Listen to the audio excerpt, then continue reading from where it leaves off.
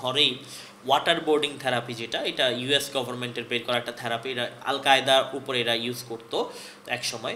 পানিতে চুবায় রাখা, টাওয়েল পেঁচায় মুখে, আমার ঘরেই এই থেরাপিটা আমাকে দেওয়া হয়। ময়লার ড্রাম, ওইটার মধ্যে আমার ঢুকায় দেওয়া হয়, মুরগি বানায় আমাকে নিয়ে যাওয়া হয় চোখ বেঁধে হায়েস্ট গাড়িতে করে। সিভিল ড্রেসে তারা আসে, কোনো আইডি কার্ড দেখায় না, বাসাতে তো তারা প্রচুর পিটায়। চোখ বেঁধে একটা রুমের মধ্যে ঢুকানো হয়, ঢুকায় একটা সেলের মধ্যে ঢুকায় ফেলা হয়। একটু পরে আমাকে চোখ বেঁধে আবার 2 তলায় নিয়ে যাওয়া হয়। আমার কাছে আমার আইফোনের পাসওয়ার্ড চাওয়া হয়, আমি না দিলে আমার হাতের ভিতরে সুই ঢুকানো হয়, স্ট্যাপলার দিয়ে পিন মারা হয়। তো আমি আমার ফোনের পাসওয়ার্ড দিতে বাধ্য হই।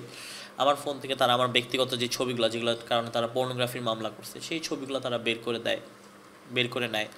আচ্ছা, আমার ফোনের বিকাশে থাকা টাকাগুলো তারা বের করে নেয়। যাওয়ার সময় তারা আমার ঘরে একটা বিশাল বড় টিভি দেখে, আমি সবসময় বড় বড় টিভি কিনি, আমি 85 ইঞ্চি 65 ইঞ্চি টিভি কিনি।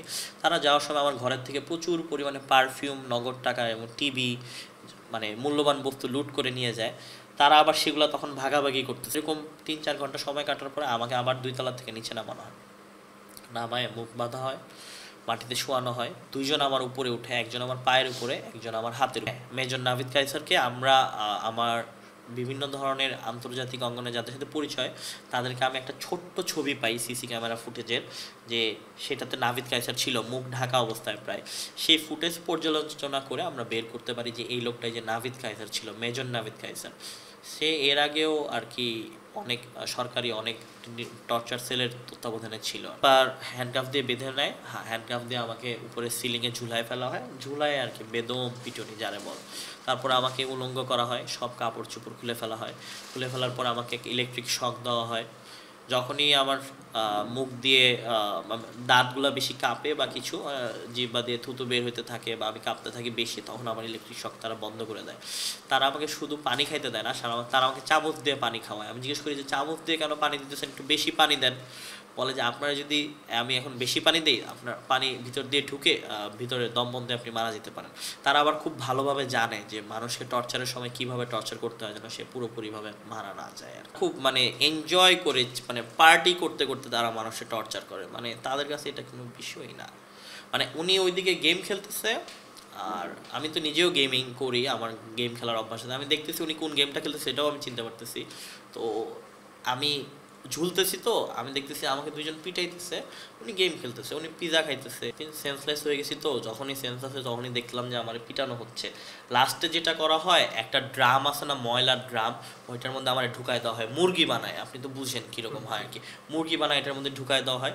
ঢুকায় এটার উপরে ফুটা আছে, এটা দিয়ে লাইট ঢুকে শ্বাস প্রশ্বাস নিতে পারবেন। এটার মধ্যে আমাকে সারা রাত রেখে দেওয়া হয়। যখন বের করা হয় সকালবেলা, তখন আর আমি আমার হাত পা নড়াইতে পারি, ড্রামের ভিতরে লেগে ড্রামের উপরে তালা মেরে দেয়। আচ্ছা আচ্ছা। তো ড্রাম থেকে যখন বের হয়েছি তখন আর আমি ডানে বামে নড়তে পারি না, কারণ সারা রাত তো আমি এরকম হয়েছি। অনেক বড় বড় অ্যাডজাস্ট ফ্যান চলে আয়নাঘরের, যে আমরা যেরকম শুনছি সেখানেও এরকম অনেক বড় বড় অ্যাডজাস্ট ফ্যান চলে। রাত দিন বোঝার কোনো উপায় নাই। আচ্ছা। রাতে একটু ঠান্ডা পড়ে, নভেম্বর মাস যেহেতু, তখন ঠান্ডা পড়লে বুঝি যে রাত হয়েছে, কিন্তু আমি তো অলরেডি তখন ব্যথায় সেন্সলেস, তো আমি তো আর এতটা বেশি সেন্সে থাকতে পারতেছি না। আর ড্রামে তো ভিতরে শুধু হালকা লাইট আসতেছে, শীতে কোনো কম্বলও তারা আমার দেয় না, আমি উলঙ্গ ছিলাম কোনো কাপড় চোপড় ছাড়া। তারা আমাকে ড্রামের মধ্যে ঢুকে তালা মেরে দেয় উপর দিয়ে। এর করে আমাকে তারা নিয়ে গেল টঙ্গী মেডিকেল কলেজ হাসপাতালে। নিয়ে সরকারি ডাক্তারদেরকে দেখলাম কয়েক হাজার টাকা দিল, দিয়ে একটা কি জানি সার্টিফিকেট নিল। নিয়ে আমাকে তারা আমি তখন আর হাঁটতে পারতাম না, তারা আমার 2 পা আর 2 হাত ধরে নিয়ে গেল গাজীপুরের কোনো একটা জায়গায়। নিয়ে আমার মাথায় একটা পিস্তল রেখে কানের পাশ দিয়ে ব্ল্যাঙ্ক ফায়ার করলো। করে তারা আমার বললো যে আমি যেন স্বীকার করি যে আমি বিএনপি জামাত করি, আমি 18 ইলেকশনে বিভিন্ন ধরনের বোমাবাজি করছি, আর আমি অমুক তমুক, অনেক ধরনের নেগেটিভ কথাবার্তা যেগুলোর সাথে আমার জড়িত না। আমি নাকি মাদক ব্যবসা করি, আইসের ব্যবসা করি। তো আমি বললাম যে আইস তো আমার বাসাতে ছিলই না, মদ পর্যন্ত না, বুঝলাম আবার আইস ঢুকলো কীভাবে। এটা বলার পরে পিটানো শুরু করে এবং ভয় দেখাইতে আমার মাথায় একটা পিস্তল রেখে কানের পাশ দিয়ে ব্ল্যাঙ্ক ফায়ার করে। যখন তারপরে আমি বললাম যে না, আমি 164 দিব না, আমি কোনো ধরনের কোর্টে গিয়ে 164 জবানবন্দি দিব না, তারা আমাকে নিয়ে ভাটারা থানায় নিয়ে যায়। ভাটারা থানা পুলিশ আমাকে নিতে অস্বীকার করে। ভাটারা থানার পুলিশ বলে যে এরকম আসামি যে কোনো সময় মৃত্যুবরণ করতে পারে, এই দায়িত্ব আমরা নিব না, আপনারা তার প্রপার মেডিকেল চেক আপ আবার করায়েন। আবার তারা আমাকে নিয়ে মেডিকেলে যায়, আরও কিছু টাকা দেয়, আবার একটা কাগজ নেয়, আবার আমার ভাটারা থানায় নিয়ে। এইটার জন্য এটার সাথে টঙ্গী হসপিটালের সকল সরকারি ডাক্তাররা জড়িত। আমার পুরো বডি ফুলে আছে, আমার ব্লিডিং হইতেছে, মুখ দিয়ে আমার কান দিয়ে রক্ত পড়তেছে, এত থাপ্পড় মারছে আমার কান দিয়ে ব্লিডিং হচ্ছে।